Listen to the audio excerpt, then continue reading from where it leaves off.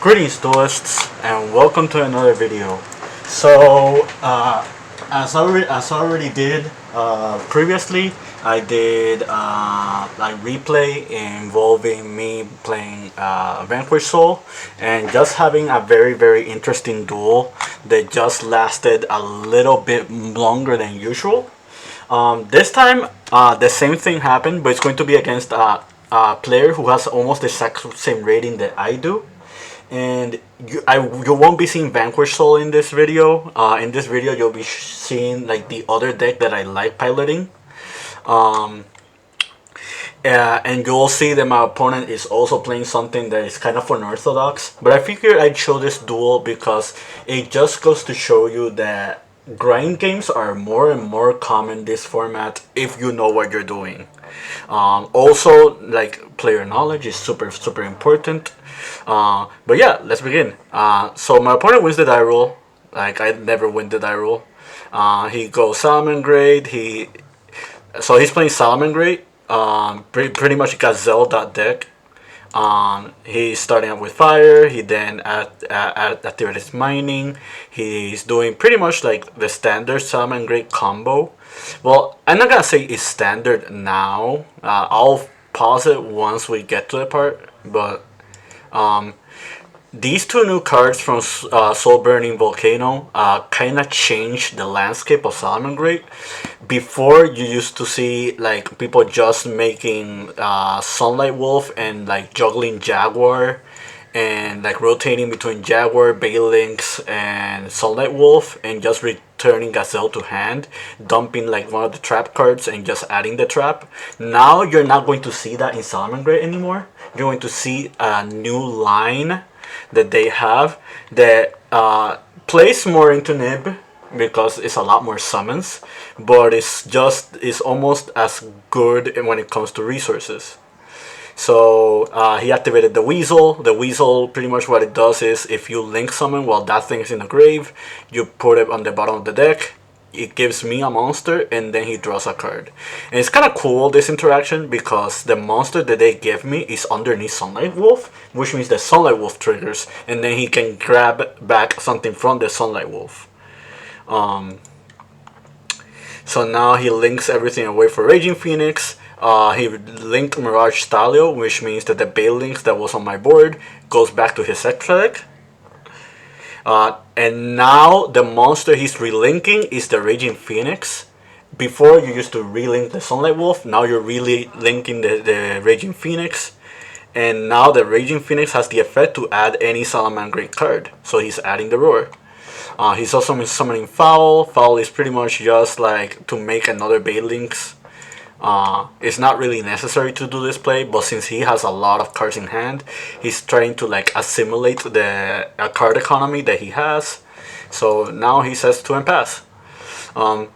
So this is a rough game because I have to deal with Roar, Controller, Droll, and Ash. So let's talk about my deck. I am playing the Runick Chimera deck. If you've been familiar with this channel in the past, you already know that I've spoken about this deck a couple times. Outside of Vanquish Soul, this is like the other main deck that I've been playing this format. A lot of people are not a fan of this deck just because they cannot play hand traps, or like the room for non-engine is very limited. But my counter argument to that is that the Runick cards kind of serves as the components for the non-engine slots. Like Destruction is just removal for spell and traps, Flashing Fire is just removal for monsters, Slumber protects your cards, or it can make it so it can protect your opponent's monsters. And something more important to note is, like, with the existence of Sleipnir, the Runick cards have way more utility now, because now it's pretty much interruption or removal for like any given turn. So I activate Destruction. He activates the Roar because he doesn't want me to banish from his main deck. He only has like 16 cards left. That's another thing to note. Whenever somebody activates Desires, your win condition with Runick no longer becomes can you kill your opponent and out-resource them. Now your win condition is predicated to whatever is left from their main deck. Um, so I summon Hugin. I tried to Mirror Sword Knight. He ashes. I activate Hugin. He drools. He normals the fire. I change Slumber. The reason I changed Slumber here is because since he has very few little cards in deck, there is a really good odd of me hitting any key cards that he needs out of the Salamangreat of Fire. Another thing to note is I'm slumbering the Hugin, because that way if he has to go into battle phase, the Hugin is protected, and since the Hugin will be protected, he doesn't have a real way to get rid of my board like very consistently. Not only that, but I'm triggering Fountain just to draw 3 because I couldn't trigger it last turn because of Draw and Lockbird. So now I do Fountain, I return 3, I draw 3 cards. I draw Freezing Curses, which is huge because that's one other interruption that I have for him. He goes summons Sunlight Wolf, he summons Gazelle, he dumps Falco grab to hand, he summons the Weasel, and now I activate the Freezing Curses and I summon the Sleipnir. And this is exactly what I was talking about.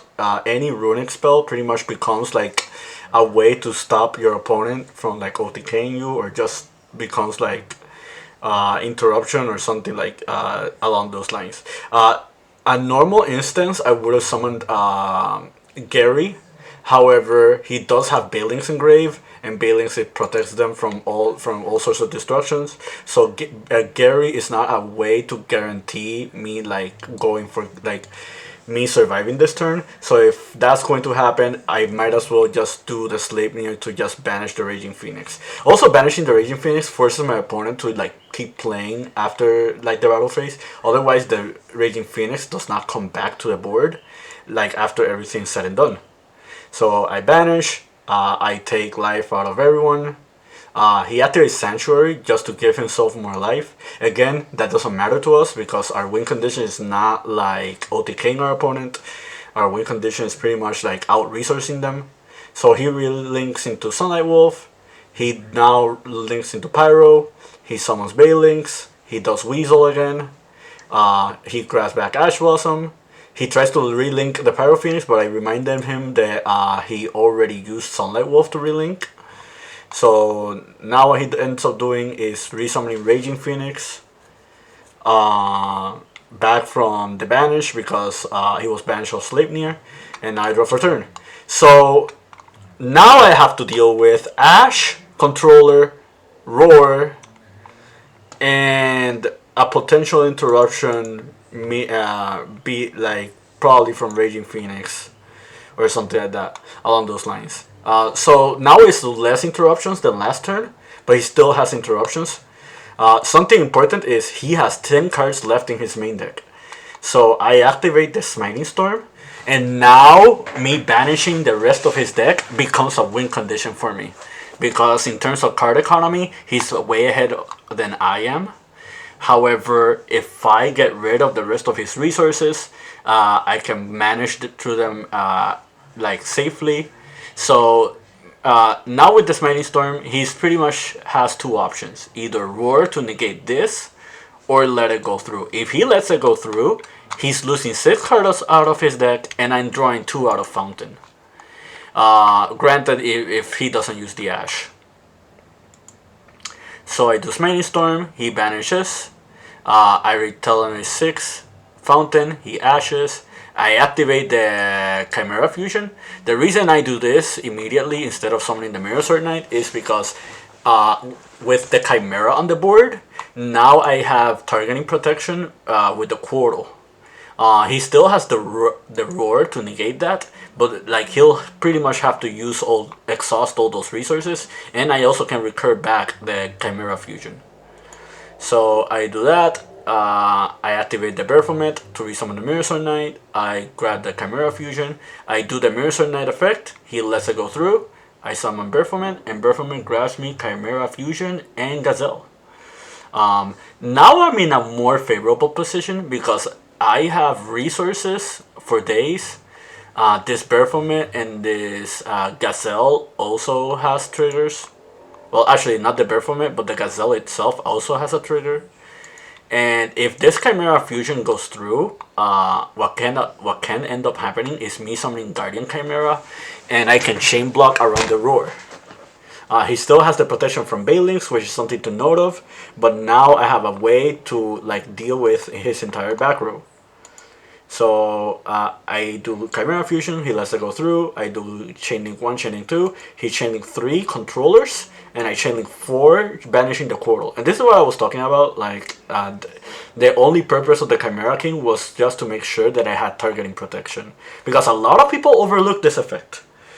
This is why the Chimera cards are really strong, because if they don't know what resources you're using, like they start losing a lot of card economy and you just start regaining them.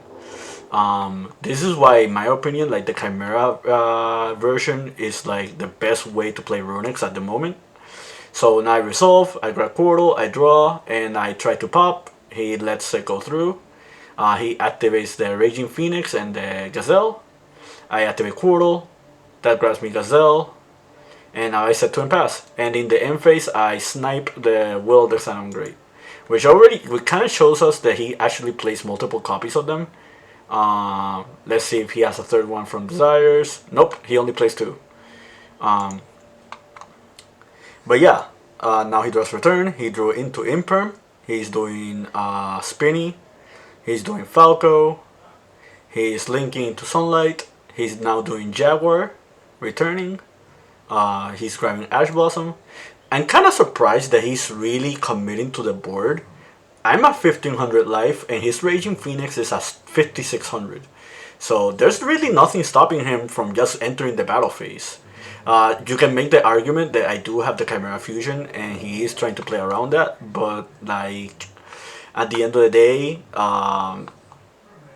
I would just force my cards more than not.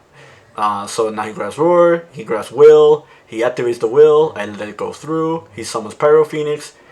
Before he tries to remake Pyro Phoenix, I do the Runick Destruction to summon Gary. The main reason for that is like, one, the Gary will not be destroyed from the Pyro Phoenix relinking, and 2, it makes it so I can net draws out of Runick Fountain, barring the Ash Blossom that he keeps grabbing back.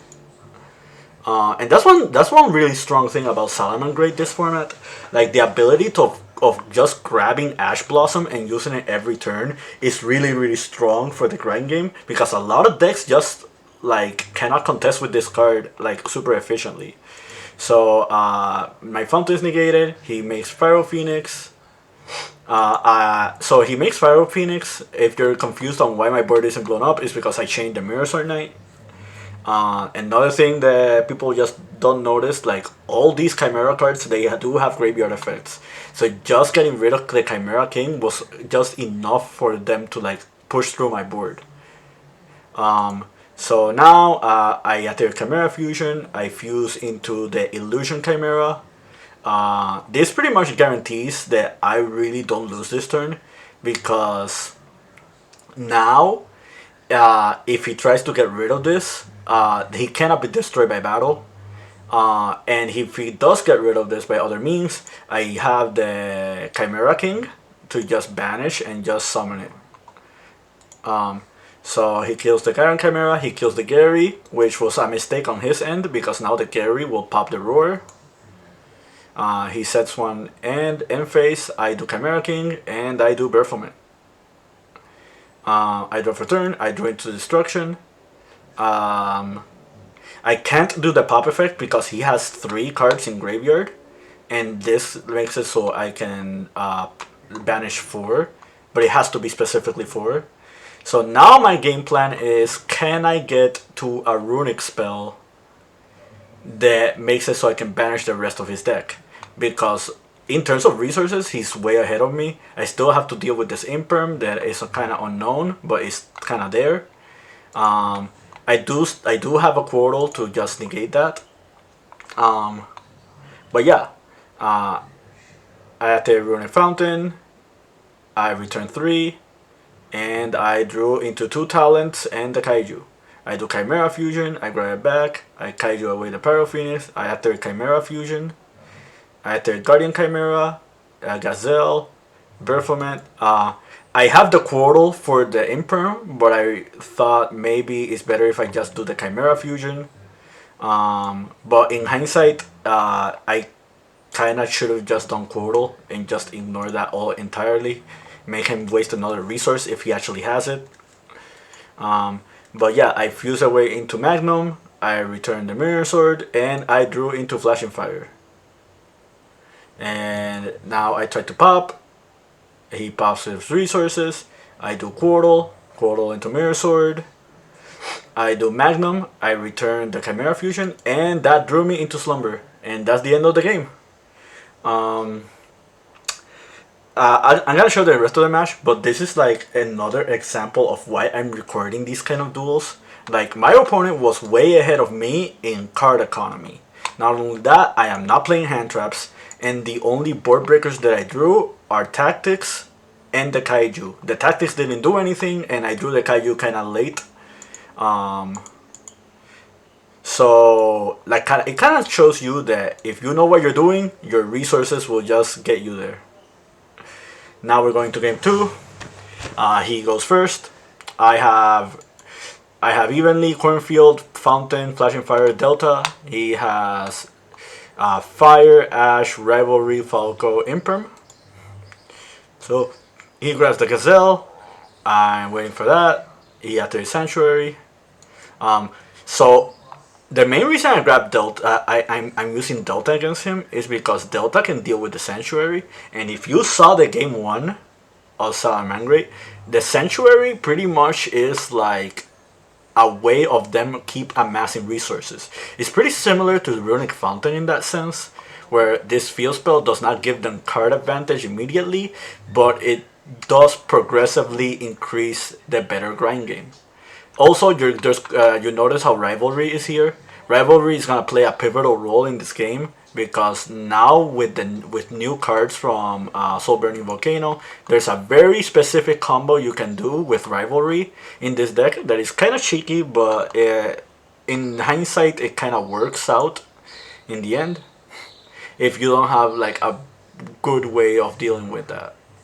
And this is the combo right here. He's doing Weasel, and the Weasel will draw him a card, recur the Gazelle, and now he has Rivalry. But there is one misplay that he did, and he did not activate the Sanctuary.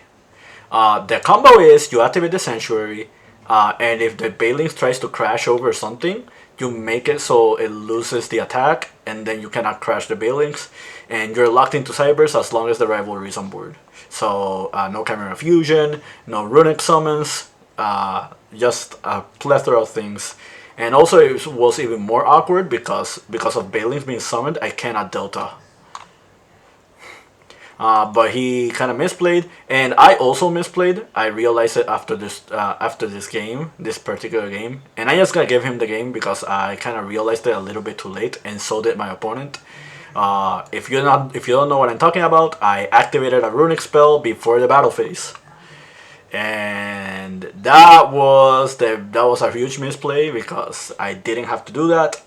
All I needed to do was just enter the battle phase, crash Evenly, and then depending on what he keeps with Evenly, I can do the Flashing Fire or not.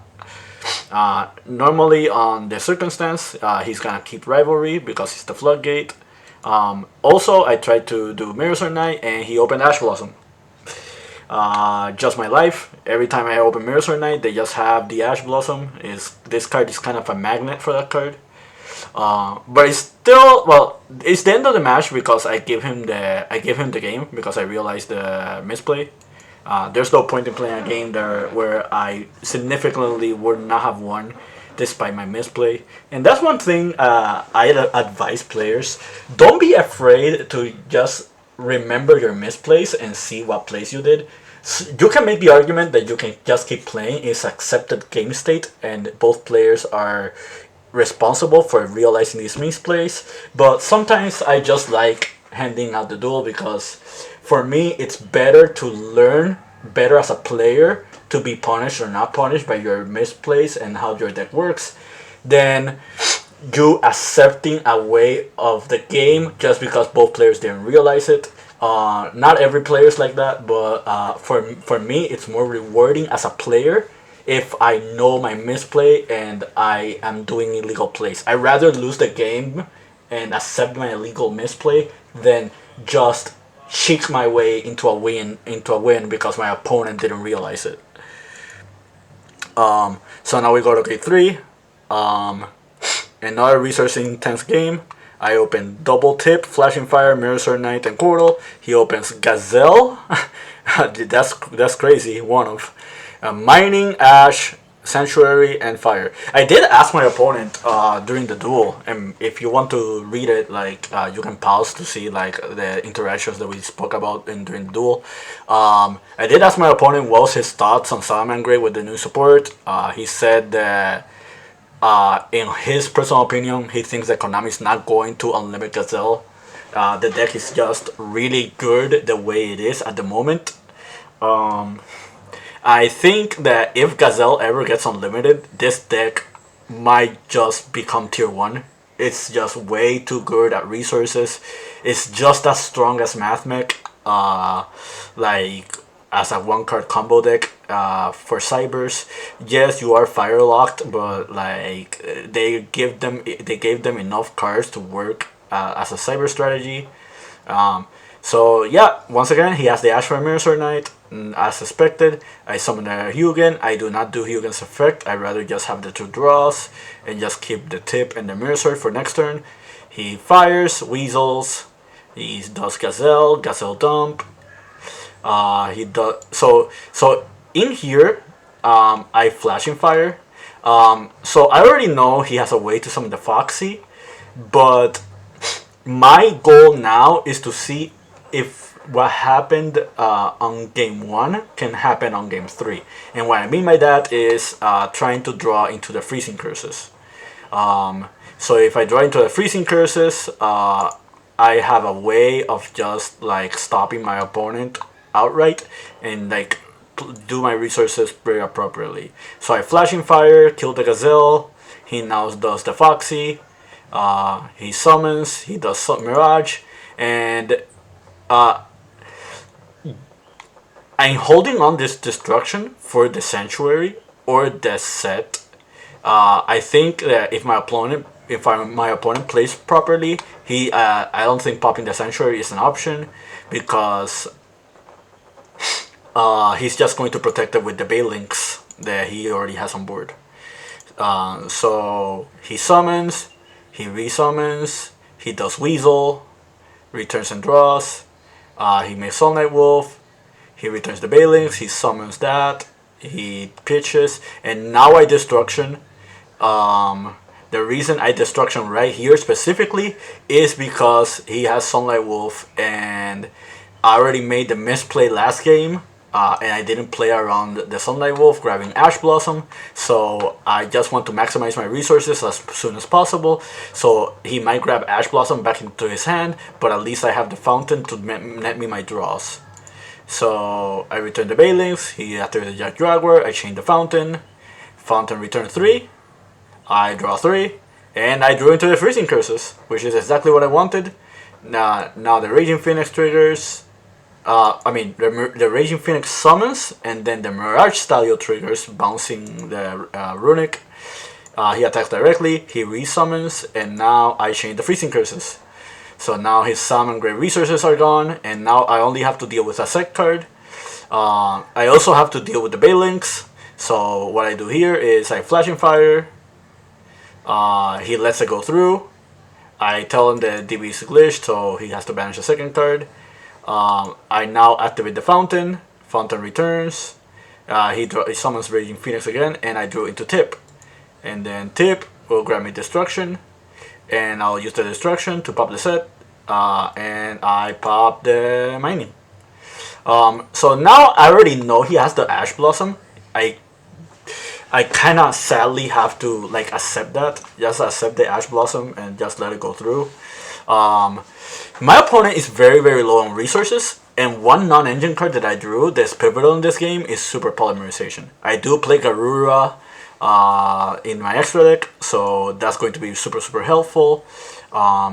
So now he relinks, he grabs Spinny, He activates Foxy, dumping the Spinny, and now he pops the fountain. I let it go through, and now I Super Poly. Super Poly here is super important because now if I get rid of this board, his Gazelle is still in graveyard. So he doesn't have a Salamangreat extender in hand, that at least that I know of, and the Spinny needs a Salamangreat on board in order to activate. So doing that, I Super Poly. He summons Buffalo, I book. He draws, and now that's the end of the game. This evenly match is a kind of a bluff. He pretty much doesn't have anything. And now pretty much I'm just gonna summon Guardian Chimera and just use all my resources, and I win the grind. So yeah, he summons the Phoenix, I take the talent, and I didn't do Runick's cards in the last turn. I mean, I did do it on the last turn, but I skipped the battle phase, so I pretty much win by card economy and card advantage. But yeah, that's pretty much it. Like, this is just example of another duel where the game can drag out for too long if, like, you know how to manage your resources. As long as I find games very interesting like these ones, I just gonna keep recording them because I think it's going to be beneficial for everybody viewing. And also Salamangreat and Runick Chimera are not two really common decks that you see in the format. However, they are really strong decks in the right hands, and it kind of just tells you that player knowledge really rewards you in this game, and more importantly in this format. But yeah, that's it from me. Keep practicing and keep dueling.